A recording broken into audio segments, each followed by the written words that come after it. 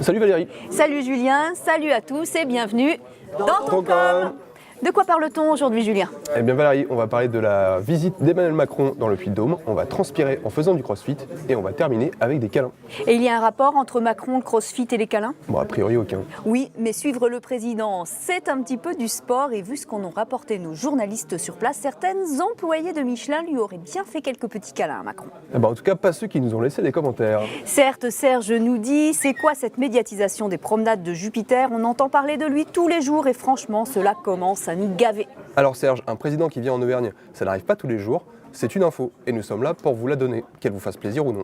Cette nouvelle d'ailleurs n'enchante pas Dominique non plus, qui critique également ceux qui vont participer à la visite présidentielle, puisqu'elle nous écrit « Les moutons vont être de sortie, en plus ils nous ramènent, comme en l'andouille à l'époque, le mauvais temps, puis de Dôme en alerte orange pour la neige et le verglas, MDR ». Et d'ailleurs, certaines s'inquiètent pour le président, comme Coralie. On va voir s'il résiste à la neige. Quoique je la sens pas vraiment inquiète là quand même Coralie. Ouais, c'est pas faux. Or Jérôme lui a vraiment peur que les dossiers du président ne résistent pas à la rudesse du temps auvergnat.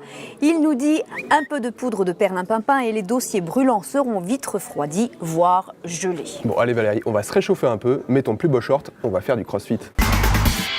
Le week-end dernier, en fait, avait lieu une compétition nationale de crossfit, un sport qui allie haltérophilie et gymnastique. A priori, ce n'est pas vraiment un sport pour Nathalie.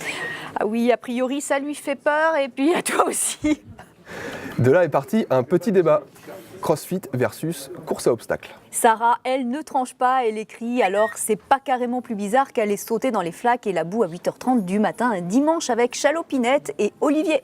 Alors pour Chalopinette, c'est réglé. Je préfère quand même la boue, tout comme Nathalie. Moi je suis d'accord avec Olivier et Chalopinette, au moins sauter dans la boue, c'est à la fois transgressif et régressif. Donc ça a du sens. Bien dit Nathalie. Eh bien moi je suis plus d'accord avec Babette, elle nous dit trop vieille, dommage. Eh bien moi aussi je suis trop vieille mais je trouve pas ça dommage. Allez, après l'effort, le réconfort Valérie. Oui, après le sport, les câlins. Samedi dernier, c'était la journée mondiale du câlin. Et à la rédaction d'Histoire, ils ont testé la câlinothérapie. Et Denise est une petite vénarde puisqu'elle nous écrit « Pour moi, c'est câlin tous les jours, un bon remède pour tous les maux ». Alors pour Chantal, c'est visiblement un petit peu plus compliqué. Elle écrit « Moi je pense que les vrais câlins proviennent des animaux, car au moins eux sont fidèles. » Et eux, elle l'écrit bien en gros. Mais Mercedes est quand même d'accord avec Chantal. Les câlins, c'est pas avec n'importe qui.